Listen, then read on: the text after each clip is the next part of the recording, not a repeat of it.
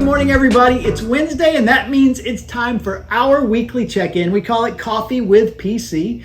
One of the reasons is because I usually bring my cup of coffee with me like I've got this morning. I've got a little Starbucks Casi Cielo. It's that limited time coffee, so when we ran out and I ran by the coffee shop this week, I noticed they still had it, so I grabbed a bag, and so we're enjoying that, and so I'll have my cup of coffee, finish it up this morning. You might have noticed, in addition to my coffee cup, there's another ornament here on the table, and that is an award our church received in honor of 15 years of being a part of Operation Christmas Child.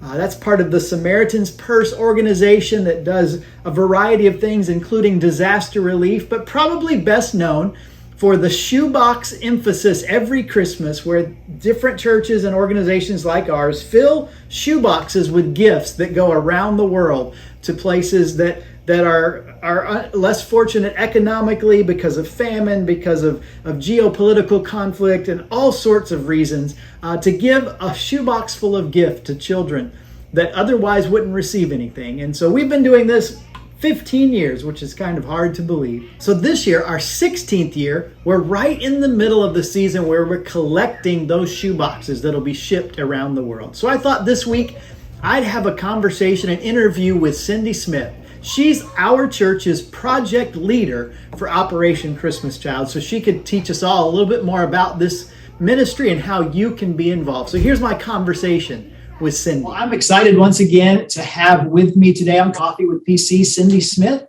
She is our project leader for Operation Christmas Child for our church, and I've asked her here just to tell us a little bit more about that and let you know how you can get involved with this ministry over the next few weeks. Cindy, how long have you been involved with Operation Christmas Child?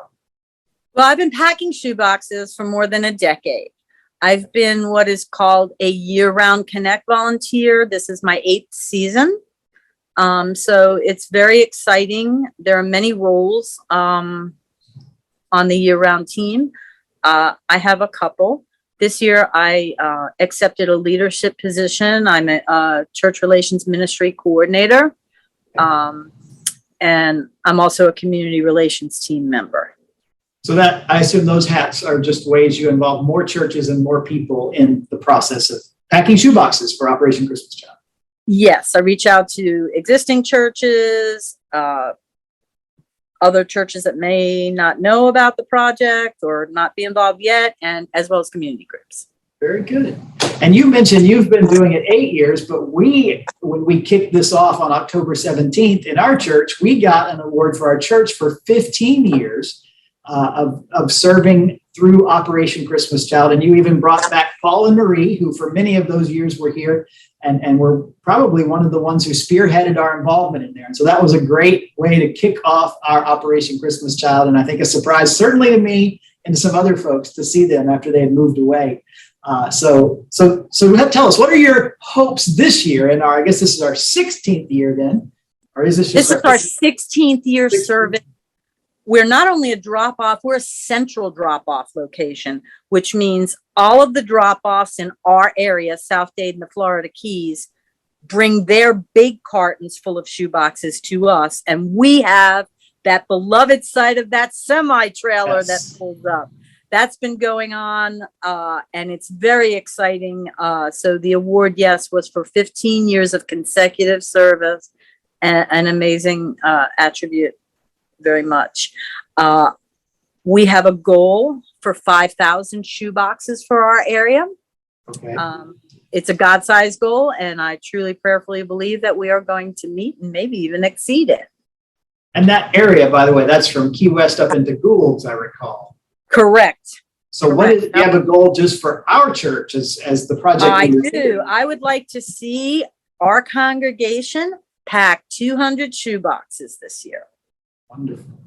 That would be great. I think that would be more than we've done in several years. And so that's a good goal. I hope people will take advantage of that. How can they, if they want to pack a shoebox, how do they go about doing that? Where can they find a shoebox? What do they put in it? All that good stuff. We have shoeboxes available in the sanctuary through November 14th, which is the last day before collection week starts. People, as they have been, can reach out to me. They can call the church office and get my number, or or email or text me. Also Facebook. If they even go to SamaritansPurse.org and look up Operation Christmas Child, type in their zip code, they're going to end up getting directed to us. So there is also a phenomenal way if folks are still not leaving their home or watching us online. They really want to pack, but they can't do the physical thing yet. There is called Build a Box Online. The link that I set up with a goal is on the church's Facebook page. And those are very, very special boxes for just about the same amount of money that will cost you to pack, including the shipping. They'll let you choose certain things to put in the box. You literally do it online. And those boxes are set aside and they go to sensitive countries. They're super, super special. So that's something you don't have to buy anything. They fill the box for you. You just pay the cost. You do it all online. Yes. Okay, awesome. Well, I know we have one of our folks that was part of our church that already has done that. He told me about it earlier, moved to Chicago area. So we already have one at least that has taken advantage of that. And I'll put the link as well with this Facebook post kind of below it so people can know if they want to build a box, how to do that. Awesome. So that would be good.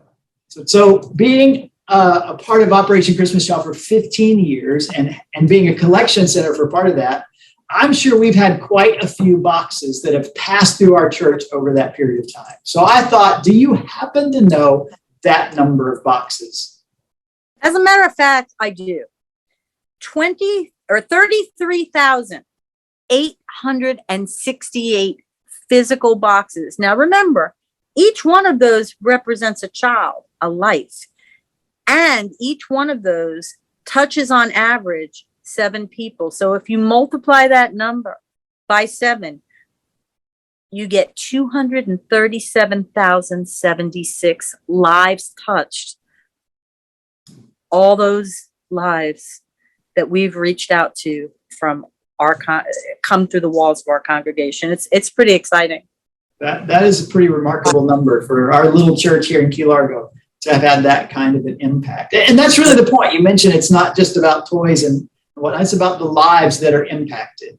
Tell us a little bit about what happens, not just when the kids are given a box, but what Samaritan's Purse puts in the box and what's the goal of that box ultimately. Okay, the shoebox is a tangible way to express God's love. Each child at a distribution gets what's called the simple gift, and it is the gospel according to John. And all of our national leadership team around the world are now, as we're preparing to send, they're being prepared and equipped to receive. They are trained to present the gospel with this booklet in the native language of the children receiving in a very child-friendly, animated way. So before they open this box, they are presented with the gospel. Many children receive Jesus before they even open the shoebox. So they get to keep that book, and then after that presentation and prayer, they open up the shoebox. And that's the point, the possibility of sharing the gospel in addition to the toys that we put in there, that God can even use those for the particular child to open their heart to that message. And I think from there, you've even told me, and I remember from Paul and Marie, the greatest journey is the follow-up to that, a discipleship process after a profession of faith. Yes, the 12-week discipleship training program has proven to be tremendously successful. There are a crazy amount of churches planted, pastors raised up from these kids that are getting shoe boxes. I would encourage anyone who is listening near or far, if there is a Full Circle speaker tour that you have the opportunity to go listen to how and if not, then go on Operation Christmas Child and listen to the testimonials, because this is the fruit. We get to see what we're doing. It's amazing.